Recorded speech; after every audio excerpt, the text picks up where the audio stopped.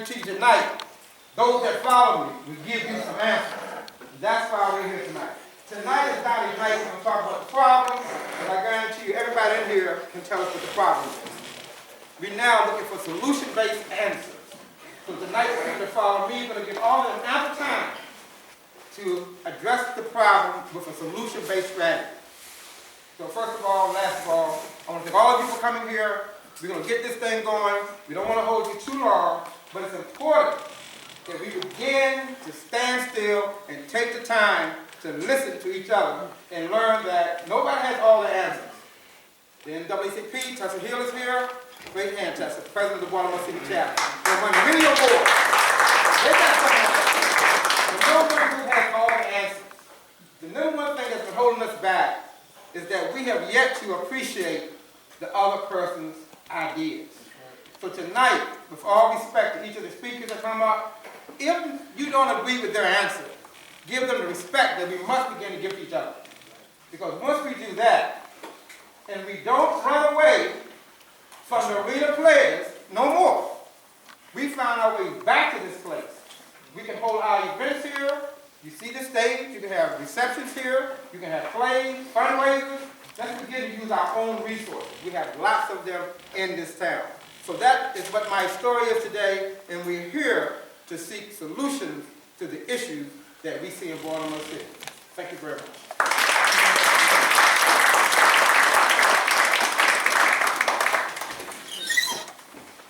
We're going to also acknowledge the president of the acting president of the Baltimore National Action Network, Ms. Janet Blair.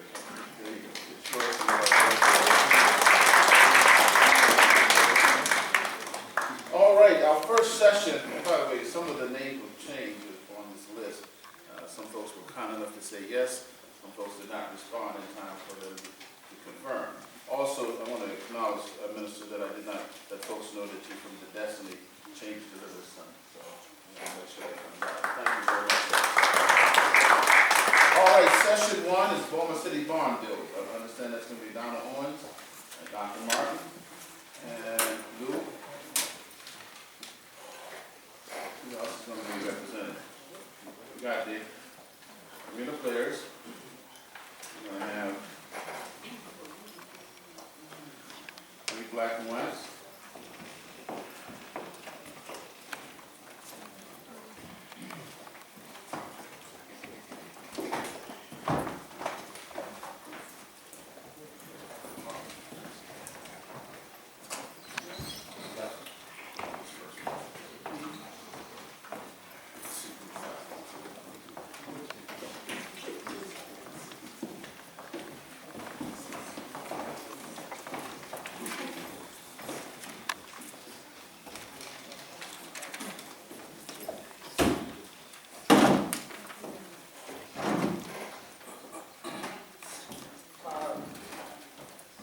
Famed educator and theater performer, Cooley Gailey, is going to stand in for Mr. Ford Burton, who unfortunately can't be here. So thank you for coming.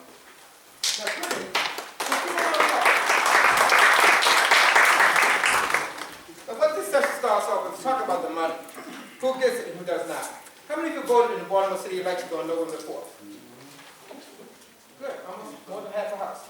Well, how many of you voted yes in the bond bills? Don't be saying. We always do it every year. They come out as the mayor's race, the governor's race, the bond bill at the bottom side. You just hit yes. But this is the thing the city made available pre-election, so you would know what the bond bills are. And there are questions A through G. And it was really something that we need to pay a lot of attention to. It's $130 million. $34 million for schools, construction, repair, and upgrade. We need to see that $34 million go into the schools, right? Right. Recs and parks, the place of safe haven for our children, they're receiving $47 million.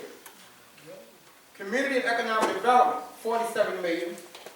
And then here's where the pie is shared among those who are representing cultural institutions, such as the people here who represent the Great Lights and Lights, arena players, Sojourner Douglas College, and on. They have questions D, E, F, and G.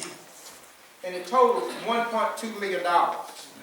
That's like a direct grant to institutions who have cultural activities as well as educational programs. On the question D, the BMA, the Baltimore Museum of Art, received $400,000. The Walters Art Gallery, $400,000. Port Discovery, $400,000. National Aquarium, $800,000. That's $1.2 million. Now, there's something missing in that group. In an African-American city, with an African-American mayor, an African-American comptroller, and an African-American city council. Would you not agree that something's missing in that 1.2 million? That's right. Now think about the many non-profit organizations in your community, beyond the great blacks and whites, beyond the blacks, beyond of any players who could have benefited for some of that $1.2 million. So I'm going to ask the first question of Dr. Joanne Martin, who has been preserving the history of our people in wax over at the Great Blacks and Whites Center for almost 3 decades. So Dr. Martin, how does this statement from your city reflect your thoughts on tourism and knowledge coming to institutions? Well, first off, I'd like to say that to understand the Great Blacks and Whites Museum, you must understand Dr. Elmer Martin. And I never speak before an audience without making sure that his name gets mentioned because he was our visionary founder.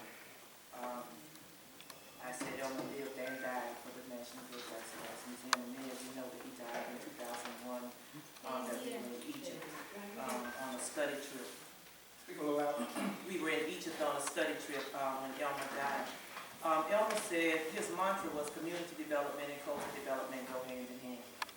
And he said that conventional wisdom all over this nation is that you hide your poverty areas. And once you succeed in hiding them, then you can succeed in neglecting them. And for me, that's at the heart and soul of what we're talking about here. The Great Blacks and Whites Museum moved into the fragile Oliver community in 1988. And we took a stand that we were going to remain in that community.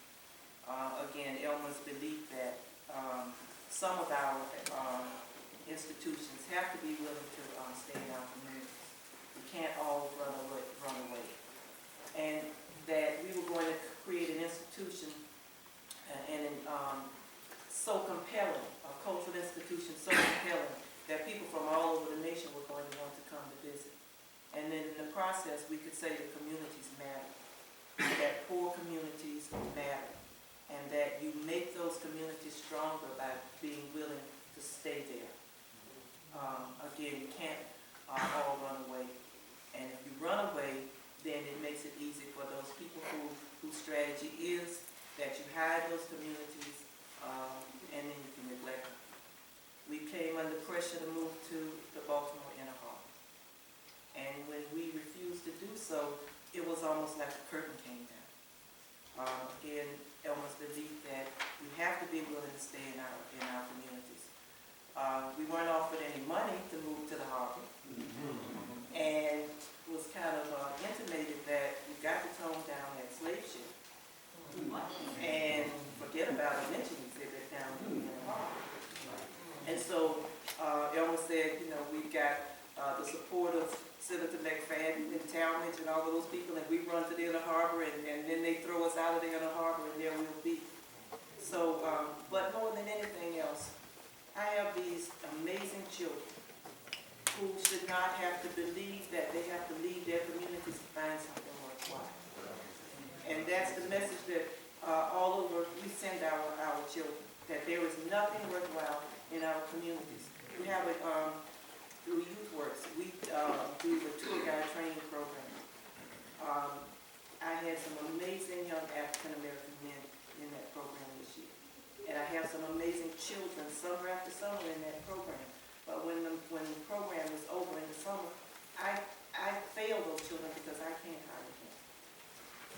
And it's because trying to get the powers that be to understand that some money should be poured into those kind of programs. If you've got children who are not, I tell the schools, don't send us your A and B students. Everybody wants those students. Send us your C, D, F students. Because a child who takes that F and raises it to a C has done every bit as much as a child who takes a B and changes it to an A. That's right. Reward those children and give them jobs. We have kids tell us all the time, I don't want to sell drugs, but I need a job. And if you can't offer me that, then I have to take the choices and the information given. Great Blacks and Wax, concerning bond bills, what you will be told by some leaders is that we don't apply. But when our institutions are kept in survival mode, it means that those institutions who can devote a staff to do the kind of research, by the time we find out when the grants are available, particularly bond bills, through the city, because we've gotten bond bills through the state. But by the time we find out that those funds are available, we're past the deadline. And one of the things that happens is that when we first started out, Elmer and I, when we moved into the city and went to the city for funds, the process was so convoluted, and what they were accustomed to having happen was that they throw so many roadblocks in your way and send you away, and you give up in frustration. And those crazy Martins, as we came to be known and accept, kept coming back. They said, get these statistics, and we had these two young people who were out there getting that information for us, so we came back, and so we had to get some funds from the city. But there are institutions in this city that have gotten more money in 1 year than Great Blacks and Wax has gotten in 13. The other thing that happens is they put the matching requirement on you. And so what we did when Mayor O'Malley left to become Governor O'Malley, his office called and said, we want you to apply for a grant, for a bond. And there were 3 institutions. I know Arena Players was one. I think Orchard Street Church was the other. I'm not sure. And Great Blacks and Wax. I can only speak for Great Blacks and Wax. I know that all of us had trouble meeting the match. Great Blacks and Wax did what the Walters and the BMA and everybody does, and it's legal to do, and that is use the city money to match the state and use the state to match the city. That's allowed. We were treated like we were some kind of crooks. Jackie Washington, who was our project manager, had to go down with the books and show every transaction before we were allowed to access the funds. And so that delayed our project again and again and again. That matching requirement is a killer for many of our projects. The other thing that we're always up against is having to show that we have, quote, the capacity to manage the money. So we're put under this light that other organizations don't have to, and this scrutiny that they don't have to endure. Finally, we are often told that that the Black organizations don't apply for the funds. Now, again, as I said, by the time we find out when they're due, and since we're kept in survival mode, then the deadlines pass. Some of the people who made those statements are in the city council. And they say, Great Blacks and Wax haven't spent their money. They're not saying because we put this matching thing in their way and held up their project. We put Historic Trust in their way and held up their project. But if you know that, if you're saying that Black organizations don't apply, if you know that, a phone call and say, why aren't you applying? Why can't, if you're our city official and you care about our communities, why can't you go the next step to ask that question? And the question doesn't get asked. All we get is they haven't applied. They don't apply. So we'd like to see that change. Great Blacks and Wax has shown that tourists have come to our fragile community. If you know anything at all, you've seen the buses. 65% of our 150,000 visitors, and our numbers are down from when we started, but 65% of our visitors come from out of state. And what Great Blacks and Wax is saying is that that's tourism in its finest form, and we want to be able to capitalize on that. We send visitors all over this city to restaurants and so forth. We are proud of the partnerships that we have with people like Casey of Birdland. But we want to do more. We want to be a business incubator and to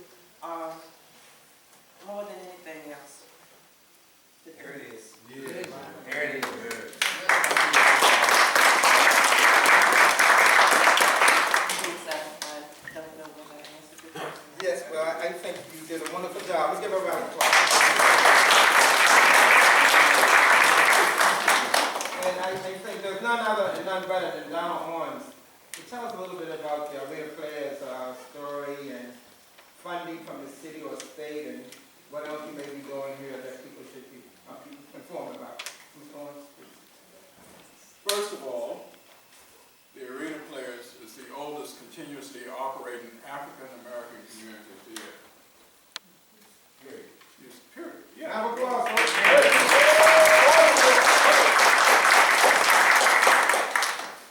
It has managed to do that through the investment of our community. Now, at one point in time, we, as African Americans, could only go to a limited places of entertainment. We could only feel at home in a limited place of entertainment. Arena Players was founded on that basis because there were artists who did not want to always play the maid and the butler. But these were artists who were also educators. People like Samuel Wilson, Mary Carter Smith, Julius Wilson. These were not just people trying to find something for an overnight success. They were trying to build a legacy. And they gave their all to build this legacy. And our job is to keep that legacy going as a functional institution, as a functional community outlet and outreach, as a functional voice. Entertainment is an interesting thing, folks. It costs money. Okay. It costs a great deal of money. When we submit, I was listening to Dr. Martin, bless her, because she just told you the absolute truth.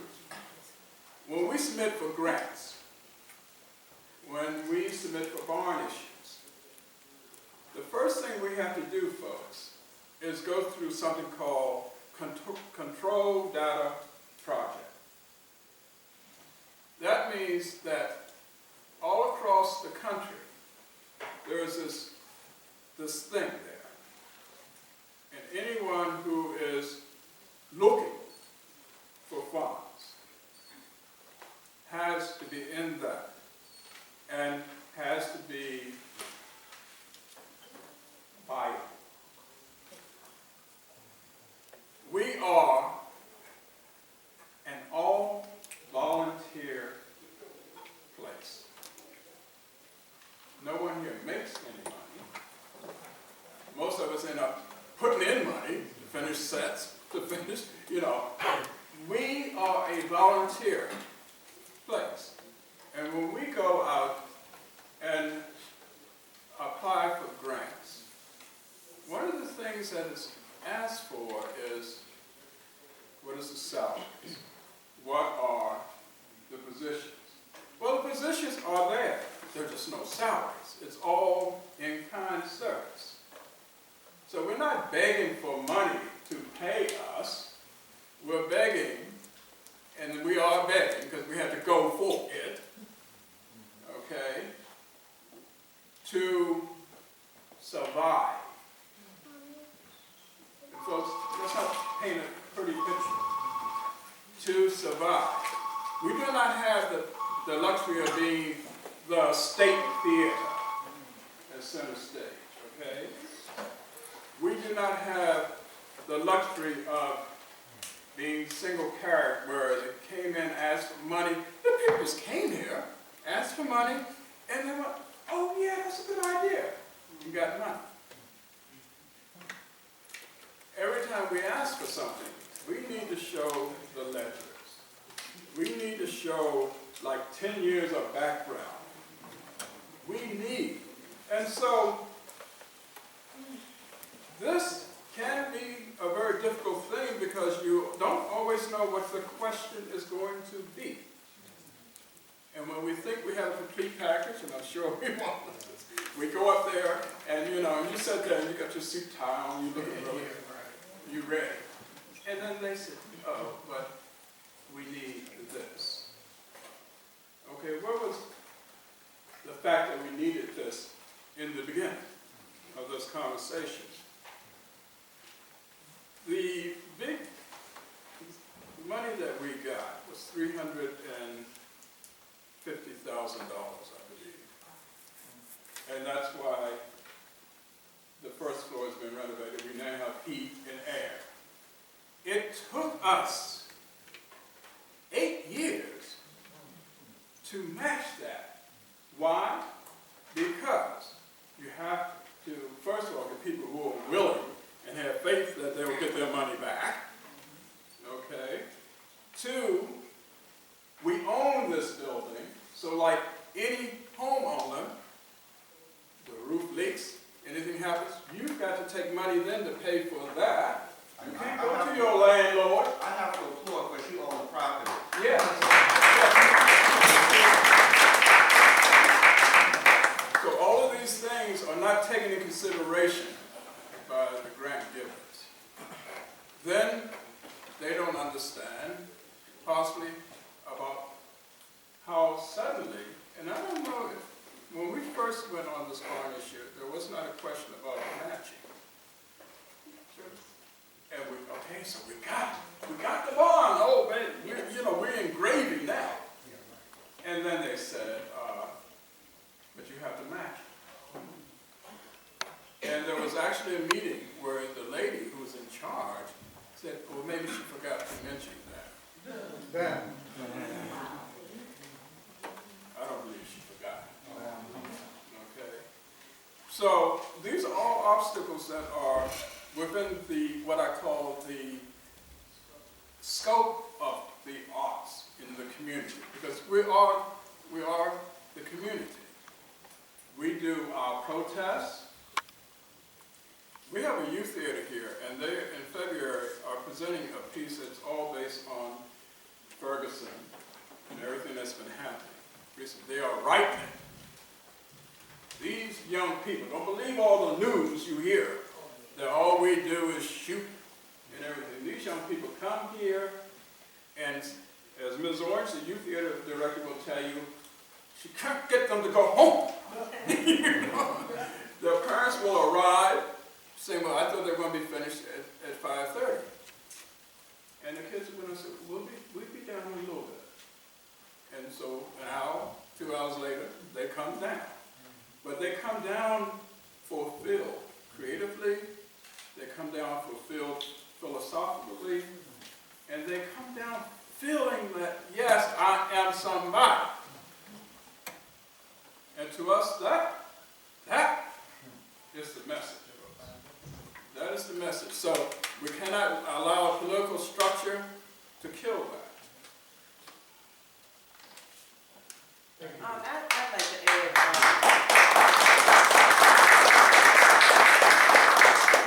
like to add, an experience, real life experience. I was on the museum assistance program panel, and we were responsible for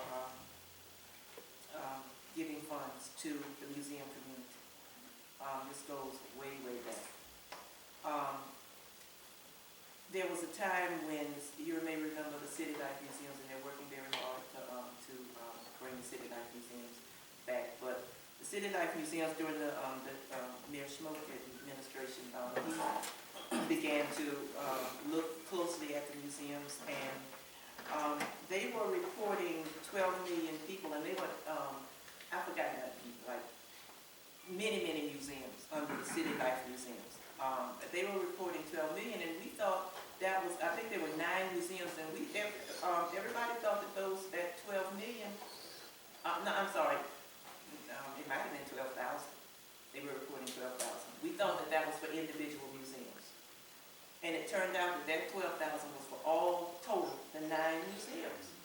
And so Mayor Schmoke said that the city wasn't going to fund them any longer, and they were going to have to come up with their own money. So I was in the museum panel, and there was an effort to find a way to longer existed according to the mayor, and that the city wasn't going to fund. And you know, I don't want to see any museum. We need all of the stories in the museum. So I'm not championing that, but Wiley Birch from the Howard County African American Museum had also submitted a proposal. I saw them sit there and pick Wileen's proposal apart. This museum that operated like the rest of us African American museums on a shoestring, but they picked her proposal apart. And here they were, this museum that the mayor says, you know, and that it doesn't have as many visitors as Wileen. They're trying to do everything they can to save that museum, but they're going to pick Wileen's apart. And I just went ballistic. You know, I'm not the black person on the panel. I don't know why they were crazy enough to put me on the panel, but they did. And so I just had to talk about the fact that what I saw. One of the changes that I was able to make on that panel before I just couldn't take it any longer was that to divide us into categories, so don't compare a little Wileen to the big guys or the little gray blacks and racks or whatever. But you know, when you're under that kind of scenario, then what you find sometimes is that your voice, either they see you as this angry black person, or you just got to spend so much, it's tiring having to stand there and try to survive under that and get people to see that this is wrong. Can't you understand that this is wrong? Finally, they got a person from Coppin on the panel, and he said, it was Larry Martin. I know Larry won't mind me give him his name, but Larry, on the last day that Larry was there, he said, I can't take it any longer, Joanne, and he stood up and he said, I'm from the South, and this is so reminiscent of growing up in the South. I can almost see across the top of these proposals that we have to submit. No Negro need apply. And Larry got up and walked out of the room. I don't think that for many of the people there it was about that, but there is sometimes just a sense of unawareness that comes, that really translates as a callousness, and our voices, we have to make our voices heard. Far too many times we walk away from